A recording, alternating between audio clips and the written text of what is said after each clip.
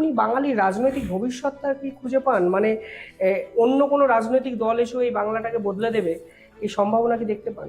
এখন বর্তমানে আমি যেটা দেখছি যে আমাদের সামনে যে পলিটিক্যাল অল্টারনেটিভস গুলো আছে, তুমি একটু আগে বললে, তুমি বামেদের কথা বললে, এখন তাদের মধ্যে যে এখনকার যারা মোটামুটি অল্প বয়সী প্রজন্মের যে ছেলে মেয়েরা, দে আর অফ দ্য হাইয়েস্ট কোয়ালিটি। কিন্তু আমি জানি না, আমি এখনো এই ধাঁধাটা রিজলভ করতে পারিনি যে তারা কেন এখনো তাদের তাদের কানেক্ট উইথ সোসাইটি ভোট শেয়ারে তারা এখনো যেন কোথাও তাদের আরেকটু ইম্প্যাক্ট করতে পারলে হয়তো বেটার হতো, সেটা বাংলার গণতন্ত্রের পক্ষে বেটার হতো।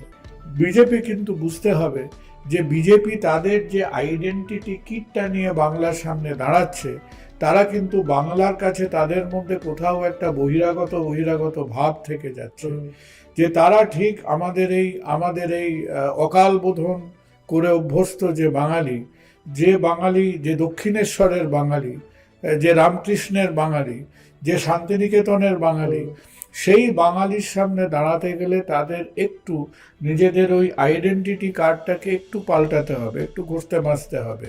আমাদের সোসাইটিতে আজকে সেই 70-30, 65-35 এই চরিত্রটা তার থাকবে।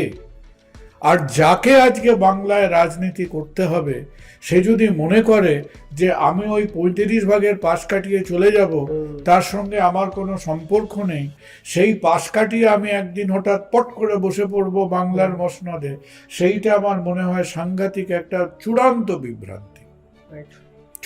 বিভ্রান্তি।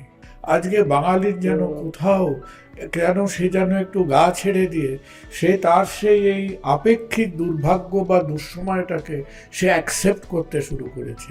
সে আজকে মেনে নিতে শুরু করেছে যে আমার ছেলেমেয়েরা তো বাংলা ছেড়ে চলে যাবেই। হ্যাঁ ভাই, তোমাকে কোনো মতে হাত ধরে ক্লাস 10টা পাস করিয়েছি, আর 1.5-2 বছর যেতে না যেতে তুমিও তো কোথাও পালিয়ে যাবে। সে দেশে পালাবে, বিদেশে পালাবে, অমুকে পালাবে, অন্য ব্যাপার। আর আমাদের নিজেদের এই কিচির মিচির ক্যালোর বেলোর একটা লো কোয়ালিটি লাইফ, একটা লো কোয়ালিটি এক্সিস্টেন্সের মধ্যে আমাদের থাকতে হবে।